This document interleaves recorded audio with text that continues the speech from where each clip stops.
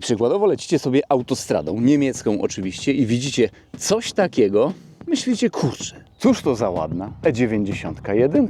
Ale gdyby do tego dodać, że jedziecie w RS3, A45S i przy drogowej solówce, mam na myśli tutaj 100-200, macie ciężko i przegrywacie, z dieselkiem w dodatku. Moi mili, dziś przyjechał do mnie Kamil ze swoim E91 z primetuning.pl, a jest to dokładnie BMW E91 335D LCI 2008 rok. Bym Wam ten wóz zaprezentował, byśmy go pomierzyli raceboxem oraz później skoczyli na próbę autostradową. Czekajcie, żebym się tutaj nie pomylił. 472 konie, 952 Nm. Tak, też byłem w szoku. Prawie 500 koni mechanicznych, prawie 1000 Nm, 335D. I tu już, kurczę, takiej mającej troszeczkę lat na karku. Kamil zajmuje się tuningiem samochodów, głównie BMW oraz WAG. Możecie sobie wejść na stronkę primetuning.pl. Zresztą link daję Wam w opisie filmu. Możecie zerknąć też na realizację i tak dalej. Jeśli chodzi o wygląd zewnętrzny, ok, mamy tutaj większą felgę, czy też troszeczkę niższe zawieszenie. Śliczne 19-calowe felgi, rozmiar opon 225×35 z przodu, a z tyłu, no felga widać, że już jest szersza, 255×30 oponka. Kurczę, około 470 koni i 950 Nm takiej oponki. O dziwo, jest tutaj trakcja. Czy jest to sleeper? Jak najbardziej. Kamil ma ten samochód już 4 lata. Jest to jego jedyny samochód, jego daily. Czekajcie, od razu Wam pokażę, nie będziemy robić tutaj testu dwumetrowca, bo proszę, foteliki dziecięce, tak jest, full daily, z rodzinką do Chorwacji. Auto ma prawie 300 000 kilometrów, w Kamile rękach zrobiło już 90 000 kilometrów, w tym 60 000 właśnie na konfiguracji, po prostu na tym setupie na 470 koni mechanicznych. Pierwsze 30 000 kilometrów, no to było mniej, 420 koni, jakoś 850 Nm. Bezpiecznie hashtag. I jeśli chodzi o modyfikacje, w zasadzie to nie ma ich tutaj aż tak wiele.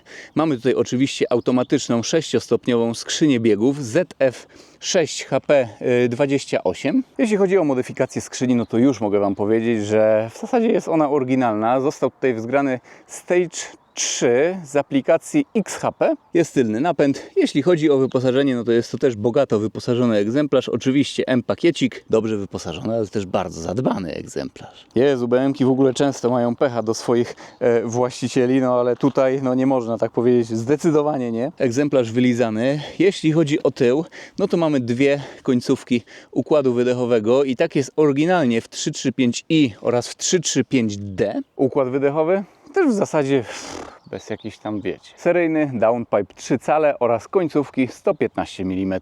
I co, jeśli chodzi o wygląd zewnętrzny, no to zmieniony został tutaj układ hamulcowy. Znaczy zmieniony, zmodyfikowane. Z przodu zaciski M-Performance, tarcze 360 mm, tarcze akurat są oryginalne. Zaciski, czterotłoczek, a z tyłu tarcze z BMW E60 550 i z V8. Auto jest naprawdę mocne, szalenie dobrze się odpycha, ale nie ma tutaj żadnej redukcji masy. Normalnie panoramiczny dach, pełne wyposażenie. O, proszę, skórki, sportowe fotele, elektrycznie regulowane. No wiadomo, M-pakiecik, proszę. No tak, szybko zerknijmy do środka. Proszę bardzo, nawet uchwyty na kubki. Nie jest to wcale taka oczywista sprawa w tych BM-kach, czy też w E60, że one były opcjonalne. Że w ogóle taki samochód w moich rękach, ja o takich pierdołach gadam. Z takich ciekawszych rzeczy, no to mamy tutaj łopatki poliftowe. Wyglądają one w ten sposób, z takim chromem. Oraz zmieniona została tarcza obrotomierza. Jako że jest to 335D oryginalnie, był tutaj ekonomizer, no ale przy takich modyfikacjach wiadomo, że ważniejsza jest temperatura oleju. Teraz jest jak w MC. I też w E90, E91 i pokrewnych, normalniejszych takich wersjach mieliśmy prędkościomierz wyskalowany do 260 km/h.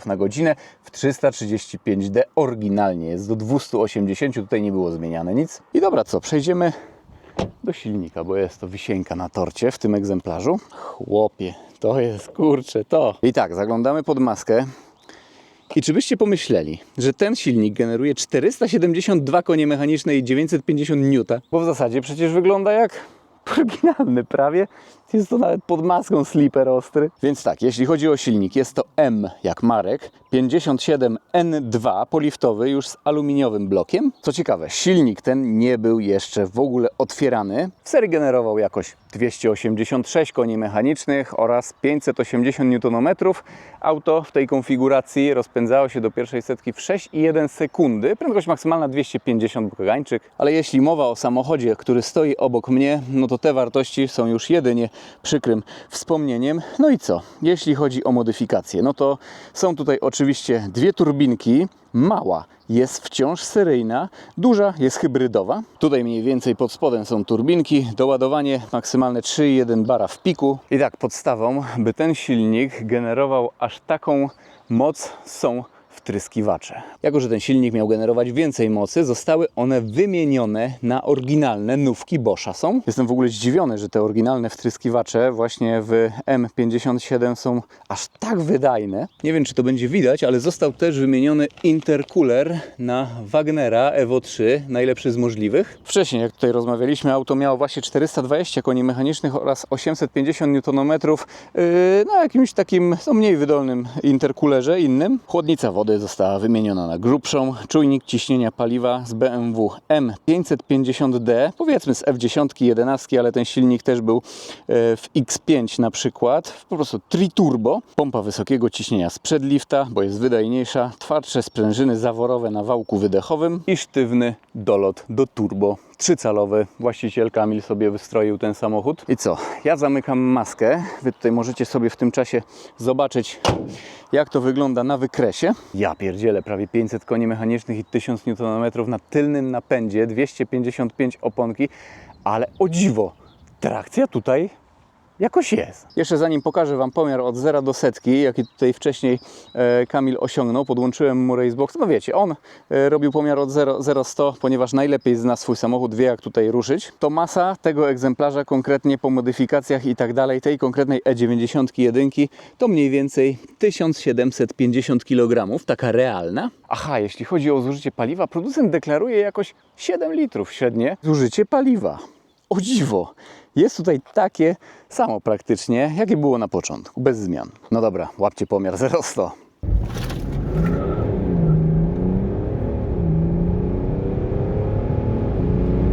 No, jest grubo. Założę się, że jak ktoś staje obok na światłach, jeszcze otworzy sobie szybę, słyszy po prostu dźwięk dieselka spod maski. Oj, nie będzie się spodziewał aż takiej niespodzianki.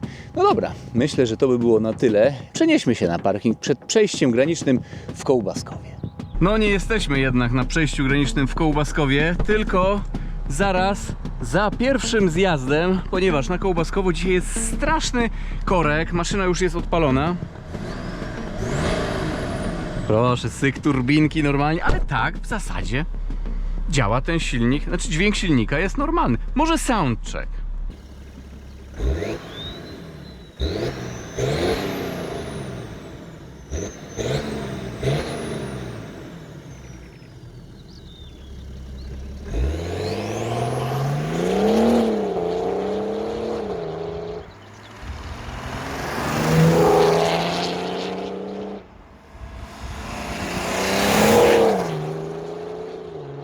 Powiem Wam, jak na diesla ta maszyna też fajnie się odzywa, ale nie ma tutaj wcale żadnego przypału. No i dobra, będziemy jechać. Dziś będzie spory ruch w stronę Berlina, ale ogólnie to nie wiem, no zmierzymy może coś sobie w stronę Berlina, chociaż 100-200, nie wiem jak 200-250. Muszę tutaj patrzeć na temperaturę non-stop. Jest to, wiecie, troszeczkę wzmocniony silnik. Także trzeba tutaj uważnie podchodzić do takich tematów. No i dobra. Zdamy sobie DS. Zobaczymy. Może tu od razu byśmy 100-200 dziabnęli? No taka próbka. Jezus Maria.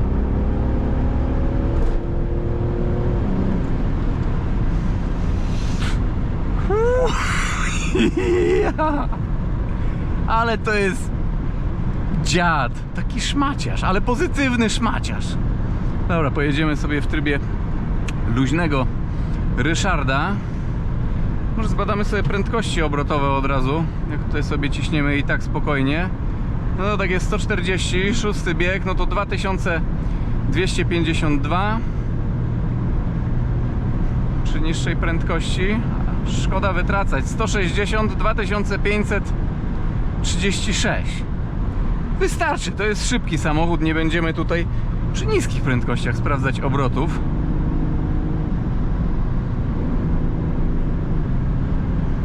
Muszę przyznać, ta skrzynia biegów nie jest to może ZF 8 HP, ale 6 HP na stage'u trzecim z tej aplikacji XHP działa zaskakująco szybko, naprawdę fajnie, można się zdziwić.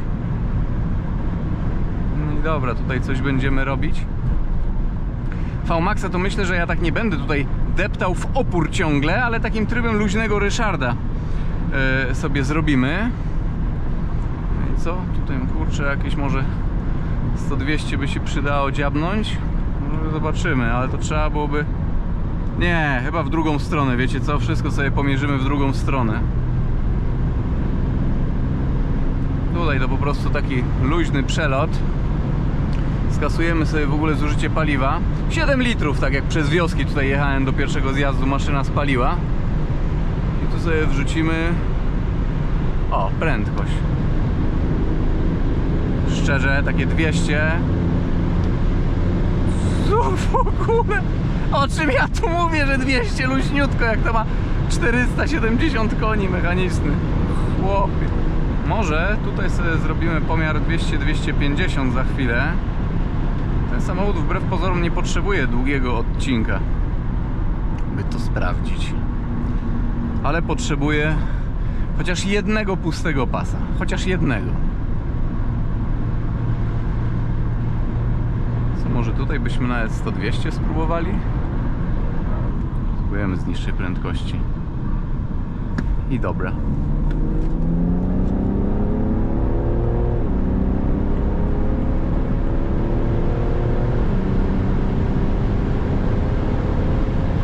Ja pierniczę.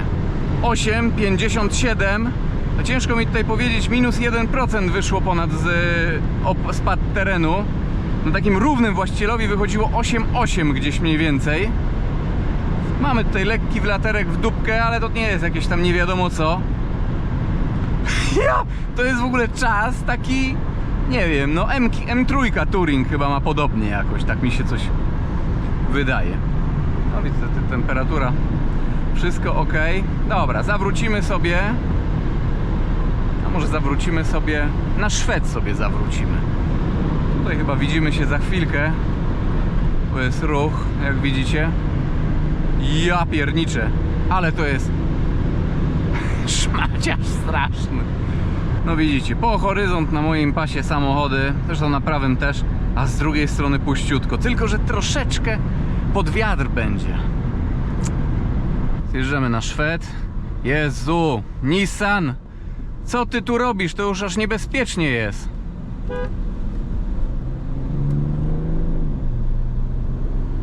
No i to właśnie takie babcie, kurcze, malinowe babcie.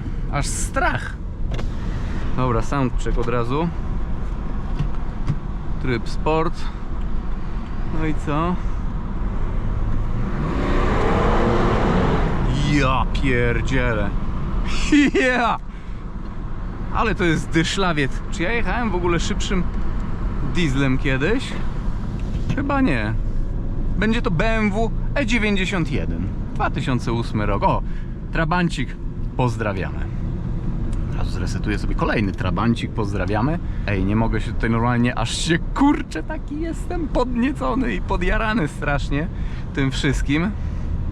Gdy tak normalnie jedziemy tym autem, w ogóle byśmy się nie kapnęli, że coś tutaj jest pomodzone właściwie. Bez żadnych dodatkowych tutaj wskaźników i tak dalej. No, można sobie na telefonie odpalić z aplikacji i podłączyć pod komputer, tam sprawdzać te wszystkie parametry, ale... Czy ja wiem? Tu jest najważniejsze, to jest temperatura do śledzenia. No i dobra. I co? Tu będziemy cisnąć. Dobra, ja tutaj troszeczkę odjechałem i tutaj zmierzymy sobie 100-200. Klimatyzację wyłączę. Zwolnimy. Mitsubishi Space Star. Na takie autka trzeba uważać, bo często tutaj mogą wymusić nam pierwszeństwo. Dobra, i myślę, że będzie ok.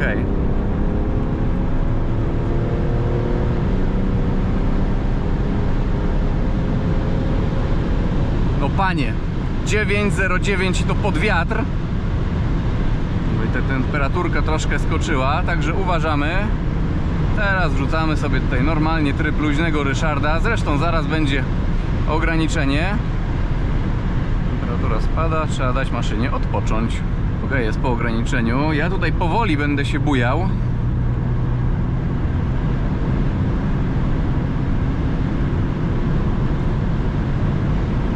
Troszeczkę szybciej sobie pojechać, a później myślę zbadamy sobie 200, 250.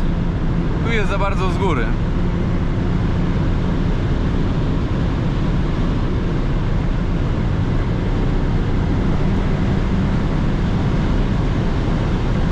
No, teraz już depnąłem tak ostrzej. Ja pierniczę. No nie, i wiedziałem. Niemiec, Teslarz niemiecki. 253 było. Tutaj zmierzymy 250. Nie, tutaj będzie też za bardzo z góry. Tu można takie lekkie bujnięcie zastosować.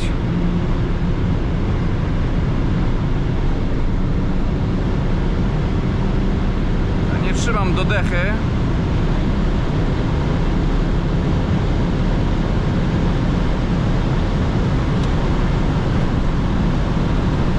Dobra, panie drogi.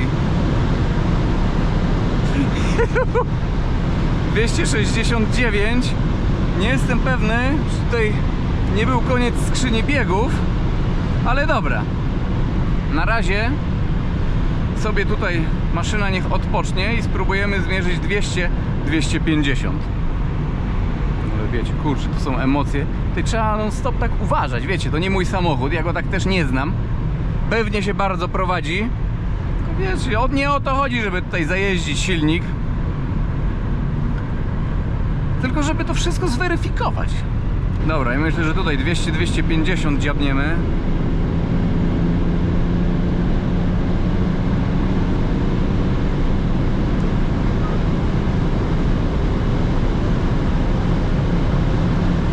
Dobra. 9,58 proszę Państwa. 200-250. 3-litrowym dieselkiem z 2008 roku. Ale kurczę, prędkość maksymalna jak na razie 269 km na godzinę według GPS. Ciekawe, czy ten samochód więcej pojedzie. Nie wiem, zapomniałem zapytać, czy to jest jakiś limiter w ogóle obrotów, czy nie. No dobra, to ja tutaj zwalniam.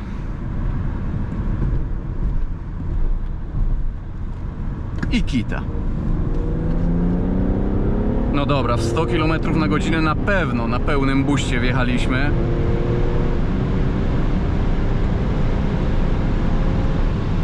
,99.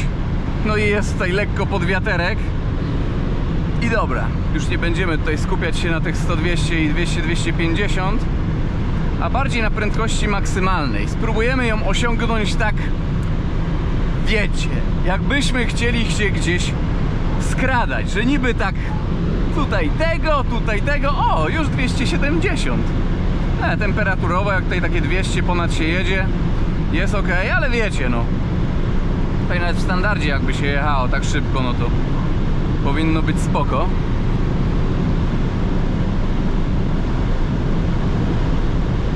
Teraz nie depczę do dechy. No, 253 było.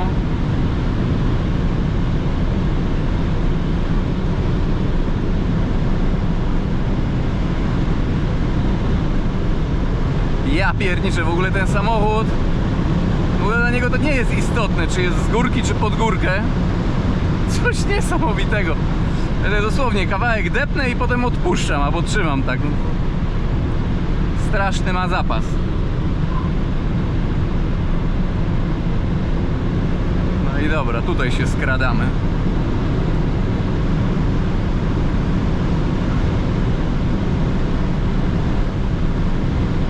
jest opór.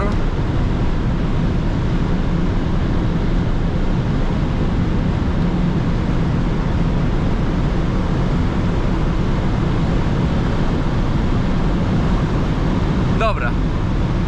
Tutaj mamy jakąś odcineczkę albo kaganiec na 270 km na godzinę. To było takie trrt, tak jakbym miał zasymulować wibracje. No i okej. Ktoś tam zaraz napisze, że Petrolhead to tylko benzyna przecież powinna być, bo petrol w nazwie. Petrolhead to entuzjasta motoryzacji i myślę, że takie 335D, prawie 500 konne, jest dla entuzjasty motoryzacji. Jak najbardziej. Kurczę, entuzjasta prawdziwy motoryzacji to powinien się wręcz wzruszyć przy takiej próbie autostradowej. Tak jakby kobieta oglądała jakiś romantyczny film, to Petrolhead prawdziwy jak ogląda próbę autostradową takiej BMW, to powinien się właściwie wzruszyć. I cóż, mam nadzieję, że ten samochód, jak i ta próba autostradowa wam się niesamowicie podobały. Ja pierniczę. Pozdrawiam i do zobaczenia w jakimś kolejnym filmie, kolejnym odcinku. Na razie, trzymajcie się. Aha, ja już wprawdzie jestem po polskiej stronie, w ogóle zobaczcie jaki tutaj korek. No i nie powiedziałem wam jakie tutaj wyszło zużycie paliwa. Dosłownie chwilkę pojechałem normalnie, także spadło do 12,5 litra, a tak to mniej więcej wyszło 13. Ja pierdzielę, śmiech na sali. Na razie.